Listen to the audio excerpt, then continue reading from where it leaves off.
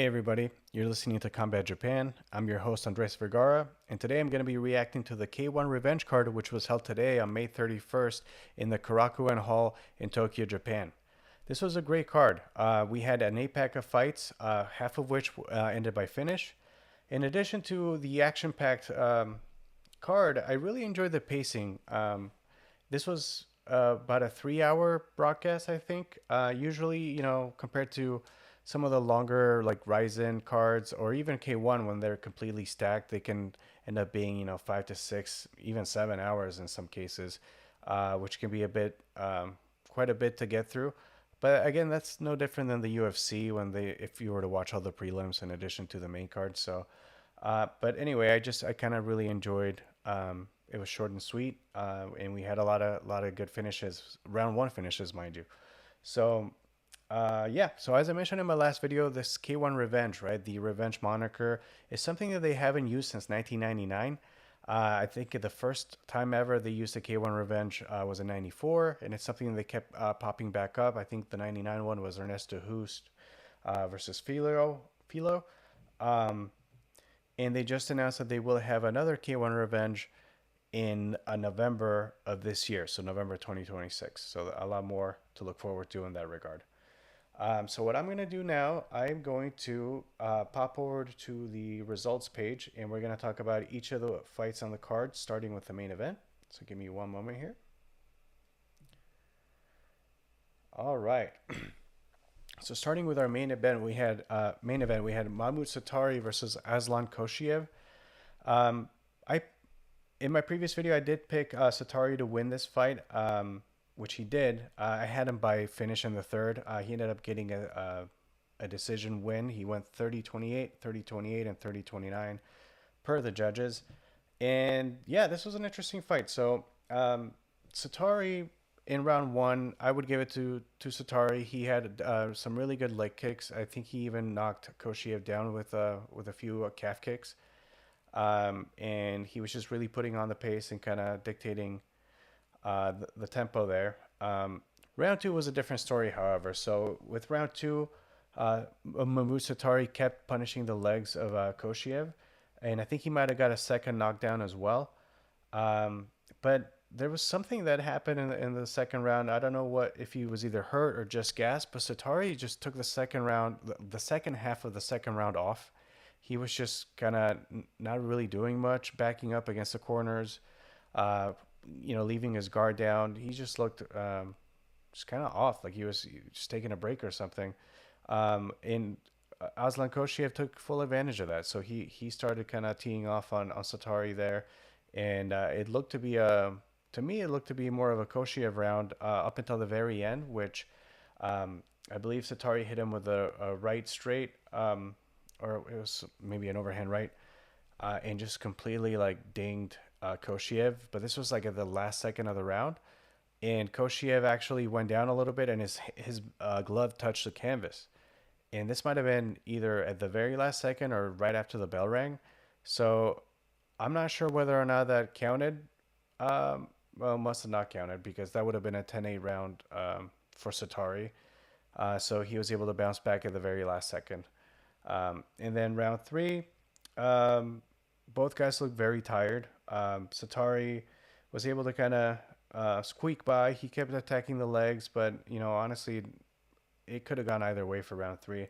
So with that in mind, the judges gave it to Satari, and he was able to get the decision win over Koshiev. So I'm interested to know what this means for Satari moving forward, right? So we know he lost to Lucas Ochtenberg in the 90 kg Grand Prix, first round back in February. And we know he's not going to get Ochtenberg next because as of right now, Ochtenberg is booked to fight Tian De Vries, the current cruiserweight champion in K1, on July 20th, and that'll be in Fukuoka in K1 Dontaku. So that's the next event that they're going to be holding. That'll be the main event, so it'll be for the cruiserweight championship. So Satari is he might fight the winner of that. I'm not sure at this point, but he's kind of getting back on track with this win. As far as what it means for Koshiev, right? So he's still a young fighter. I believe this was his 10th fight. So I would assume that they might give him somebody with a little less experience than Satari, right? I mean, he's just this is two in a row for Koshiev, but it's two in a row in which he was definitely in the fight. With Nikita Kozlov, he was giving him everything he could handle, and with Satari, I do think this was a clean win for Satari, but it was competitive, right? So he did not get run over by any means. So hopefully they're gonna try to build up Koshiev by giving him an opponent that's a little bit less experienced and maybe more um, in his caliber currently. All right, moving on to our co-main event. So this was Kasper Majinski versus Seiya Tanikawa. In my preview video, I had picked Majinski to win this fight as well. Um, and, I said they gave him a little bit of a layup. And, I mean, the proof is in the pudding here, right? A 49-second TKO rather. This one was extremely straightforward. The round starts. Majinski hits him with a straight right and knocks down Tanakawa hard. Like Tanakawa got rocked really bad with this. I think he struggled to beat the 10 count, to be honest. A lot of the times when guys go down, they can just bounce right back up and they're like, I'm good, I'm good. I think it was, by like 6-7, um, he was still getting up.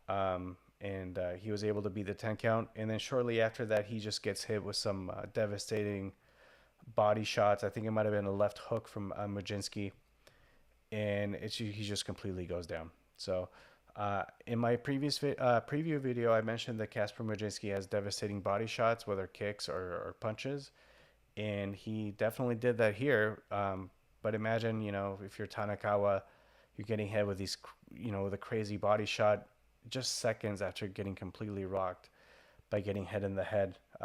So yeah, it was pretty brutal. Not much else to say, to be honest, other than, for a 49-second fight, this was, pretty exciting. But what does this mean for Majinski moving forward, right? He had the 2 losses in K-1 previously. I know he had a rebound win at another organization, and now we have Tanakawa win as well. So he's back in the picture. I hope that they can continue to build him up because, in my opinion, he's a world-class level talent, and we'll see where he ends up at middleweight. All right, moving on. So this was our super featherweight interim championship fight between Tomoya Yokoyama and Yuta Matsuyama. So as I mentioned in my previous video, this was a rematch. These guys have fought before. I did pick Yokoyama to win in this one as well. And he got the knockout 2 minutes 21 seconds into the round against Matsuyama. This one was interesting. So Yokoyama came in a little bit more aggressive than I would expect. Normally, at least from what I've seen, he's a bit more patient and kind of looks for a counter. But in this one, he was pushing the pace and immediately just got a knockdown. I think he threw a 1-2. Yep. And just landed on Matsuyama and just dropped him. Shortly after that, he did get a little bit more patient, and so he wasn't as aggressive as like the first 10-12 seconds of the match, but he ended up hitting him with the same exact combination, jab cross, which completely took Matsuyama out of the fight. He wasn't able to beat the count, I believe, and they just called it off. Yeah, this one was a bit surprising. Well, I did pick Yokoyama to win, but I figured that Matsuyama would, having the previous fight and just being able to have so much tape in preparation for Yokoyama, I expected Yokoyama to take this to a decision victory. But yeah, Matsuyama got hit with the same exact combination twice in the same fight and was unable to recover. As far as Yokoyama, he called out the current super featherweight champion, Remy Para, who was his original opponent for this fight, because as in my previous video I talked about, Remy Para had to pull out and Matsuyama had to take this on short notice. But yeah, so Tomoya Yokoyama is coming for that belt. I think it'll be really interesting to see how he does against Remy Para again, because as you may recall, Yokoyama lost to the current champ in the super featherweight Grand Prix finals. So yeah, now we're gonna get interim champ versus champ, so that'll be exciting in super featherweight. Moving on. Oh, and by the way, up to this point, I've gotten 3 out of my 4 predictions correct up until this one. This one I couldn't have gotten any more wrong. In my previous video, I was really high on Sekiguchi. I predicted him to either get a finish or a dominant win over Tatsuhiro Ishida. And the exact opposite happened. We had a round one KO, Ishida taking out Sekiguchi. So this was a three knockdown win. So in K1, if somebody's knocked down three times, it's deemed a knockout. So you don't get a fourth try to try and beat the count. It's an automatic KO, and this is exactly what happened here. So right off the bat, Kosei Sekiguchi did come out really aggressive as I thought he would. He was just throwing bombs. Um, Actually, he was a little bit more cautious than I would have expected, but he was still, being himself and just kind of going for damage. But later in the second half of the first round, I think Ishida really kind of turned up the aggression. I would have expected him to kind of sit back and cover a lot and kind of try and counter, but in this one he ended up being on the front foot. Just kind of going after Sekiguchi, and he was successful. He hit him with once again a jab cross combination for the first knockdown, and for the second and third knockdown, I believe they were just crosses, just straight cross that he was able to land. Um, and yeah, what an excellent performance by Ishida. He was just able to kind of push the pace and really impose his will on Sekiguchi. Sekiguchi didn't look, completely out of it. Even by the third knockdown, he was just getting back up. But due to the rules and due to the way it works, this was a KO victory for our new, because this was a vacant title. So we have a new featherweight champion, and his name is Tatsuhiro Ishida. So shout out to him. All right. And that was it as far as my picks. So I went 3 for 4. Not bad. But um, all right. So we and K1 does this thing where they get older, like people that are not really in title contention or anything. They're like older people that want to have some sort of showcase. And I guess they call it the Masters division. Um, this was a 60 kg fight between Tadashi Kaneko and Kazuhiro Hirakawa. Kaneko, I believe, is in his 50s. He is, I think, 54 or so. And he fought Hirakawa, who's in his 60s. So shout out to both of these guys for getting in there, man. That takes a lot of guts. But this was a pretty clear victory for Kaneko. Um, as I mentioned earlier, this isn't, like, I think this was added on kind of last minute. And like during intermission. But fun nonetheless. Kaneko is like like, I think he like owned a factory or something like that, but just some business guy, and I believe this is his second Masters fight, and he's able to capture his first win. But yeah, kind of an exhibition match, 2 2-minute rounds, and Kaneko won that pretty handedly. Right, moving on to our fourth match of the day. We had Tatsuya Oiwa versus Seiko Nagasawa. This was a decision win for Nagasawa. This one was a little interesting. So um, they had a bit of back and forth. Nagasawa got the first round. It wasn't crazy dominant or anything, but he was able to edge Oiwa in the first round, but definitely not the second. I would give the second one to Oiwa. I think Nagasawa just got really gassed and ended up getting outpaced by Oiwa. So being 1-1, Nagasawa was able to turn it back on in the third. Um, to be honest, both guys looked extremely tired, but Nagasawa was able to kind of turn it up a little bit in the second half of the third round and was able to, I think he managed to cut Oiwa right above the eye and just kind of really beat him up toward the end of the third round. So this was um, a decision win for Nagasawa. Um, yeah, it was, action packed. Nothing much else to say on that one. Shout out to Nagasawa for taking the victory there.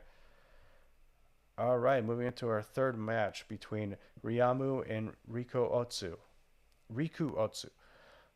This one was another decision win for Ryamu.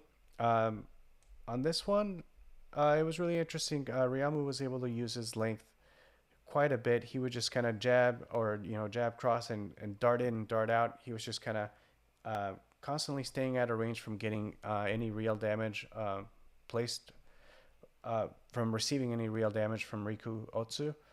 Um, that being said, this was still competitive, right? Riku Otsu was able to get some counters and kind of get a few in himself, but Ryamu was able to really take advantage of his length and speed, and was just able to outpoint essentially Riku Otsu for the decision victory. He wins 30-28, 30-27, 30-28 in the super bantamweight division.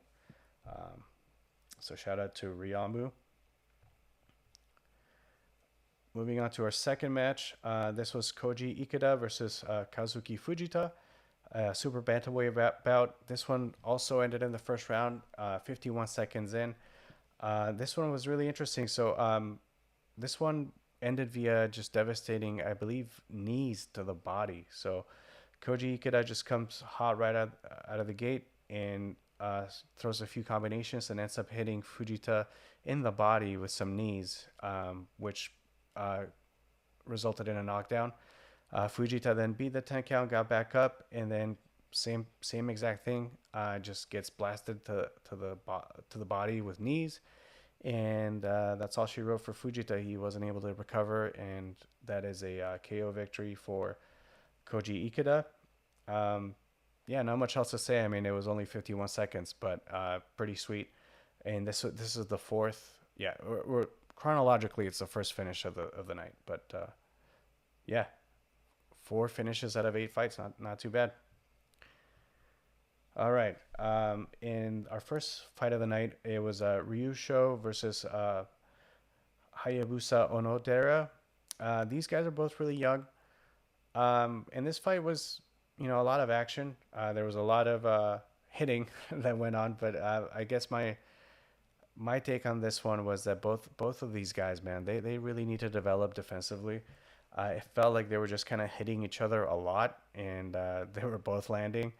It was a weird style of fight. They were kind of like touching heads, kind of like the whole time. They were just real close and just kind of throwing looping punches. It kind of looked like a basically like dirty boxing and boxing, where you're like up close and just kind of like almost like about to headbutt each other and just completely hitting the heck out of each other. So on this one, we had Ryusho with the decision win. But honestly, like, I just think if these guys want to take their career further, they both need to be better at either covering or dodging or some sort of defense. This was just a brawl, which is hell. It's exciting to watch for sure. But I think if they really want to take this seriously, they're going to need to work on the defensive aspects of their game as well. And yeah, that was it for the results. I'm going to switch back to a regular view here. All right. So that was kind of the rundown for K-1 Revenge. As I mentioned, the next event will be K-1 Dontaku on July 20th. That'll be a 90 kg headliner for the cruiserweight title. Yeah, man. K-1 is a lot of fun. Great pacing. I love that, we had 4 fights finish in the first round, and they have no one to wait for, right? Like, I know that in a lot of the broadcasts, particularly with the UFC, because they have to show ads now, uh, they're contractually obligated to show X amount of ads, right? So they end up stalling, and they end up putting in more ads and stuff. Or even in boxing, like for pay-per-views, like fighters won't go out until a specific time. K1 doesn't care about that at all. If the fight's over in 2 seconds, then the next guy's coming out, and that's just a great viewership experience, and it's only $9. So I mentioned it before. I just think it's really worth your money. These guys are just putting it all out there. Exciting matches, 3-minute rounds, great pacing. So I really enjoyed K1. I hope you guys get into it as well. And yeah, I will be covering the July 20th card probably in early July. I'll have some picks and predictions, and we'll get back to K1 then. All right. Thanks for watching.